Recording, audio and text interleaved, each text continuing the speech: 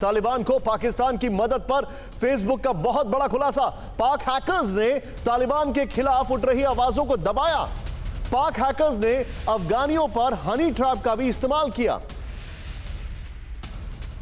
Hackers के निशाने पर सरकार, सेना से जुड़े लोग शामिल थे, फेसबुक ने कहा है। मैं इसकी डिटेलिंग दे रहा हूं, फिर उसके बाद में कसर भाई और कमर आगा सर के पास आ रहा हूं। सीधे प्ले ऑन करें इसको। यहां पर वो ये है, अमेरिका के बाद फेसबुक ने खोली पाक की पोल। यहां पर पाक हैकर्स ने अफगान के लोगों को टारगेट करने के लिए फेसबुक का इस्तेमाल किया। फेसबुक ये कह रहा है पाक हैकर्स का मकसद तालिबान के खिलाफ उठ रही आवाज को दबाना था। फेसबुक ये कह रहा है हैकर्स के निशाने पर सरकार, सेना और कानून से जुड़े लोग शामिल थे। फेसबुक ये कह रहा है हैकर्स ने महिलाओं के नाम से अकाउंट बनाए, हनी ट्रैप की तरह इस्तेमाल किया। यह है हैकर्स ने लीगल वेबसाइट से कंटेंट जो है कांटेक्ट किया, जिससे लोगों की पहचान से हेरा फेरी किया जा सके। यह भी इंफॉर्मेशन है। मैं जाऊंगा इसके साथ शॉर्ट्स और सीधे लेके आए कसर भाई। मैं आपसे खैर ये सवाल ना पूछूं तो अच्छा रहेगा। I don't want to put you in an embarrassing situation. मैं सीधे कमर आगा सर के पास जाऊंगा। कमर आगा सर, ये जो इंफॉर्मेशन आ रही है जिसमें टेक्निकल इंफॉर्मेशन ज्यादा दिखाई दे रही है, आईटी दिखाई दे रहा है, उनका हर चीज एक इंटेंट उस तरफ जा रहा है। क्या ये पूरी दुनिया के लिए अलार्मिंग नहीं है? क्योंकि अभी तक पूरी दुनिया रशिया की बात कर रही है, चाइनीज हैकर्स की बात कर रही है। पाकिस्तान के हैकर्स का इतना बड़ा इन्वॉल्वमेंट और फेसबुक का इसमें स्टैंप लगाना, क्या ये पूरी दुनिया के लिए एक वार्निंग कॉल नहीं है? नहीं, बिल्कुल सही कहा। पूरी दुनिया के लिए ये वार्निंग शॉट है और सबको इस बात को समझ लेना चाहिए कि ये बड़े ट्रेंड हैकर्स हैं। इनको वहाँ की आईएसआई और इन लोगों ने ट्रेन किया है। ये हनी ट्रैपिंग वगैरह ये कोई मामूली जॉब नहीं होता। इसमें बहुत लोगों का इन्वॉल्वमेंट है, लड़कियों का इन्वॉल्वमेंट है और इनकी इस माध्यम से उन्होंने बहुत से लोगों को ट्रैप भी किया है, फंसाया भी है अपने जाल में और उनका फिर बाद में इस्तेमाल भी किया गया है। तो ये बहुत पहले से चला।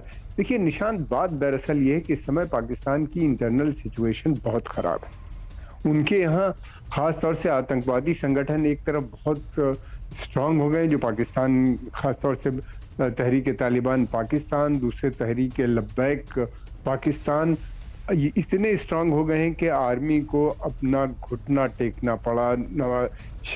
इमरान खान को स्वयं उनसे बात करनी पड़ी, उनकी सारी डिमांड माननी पड़ी।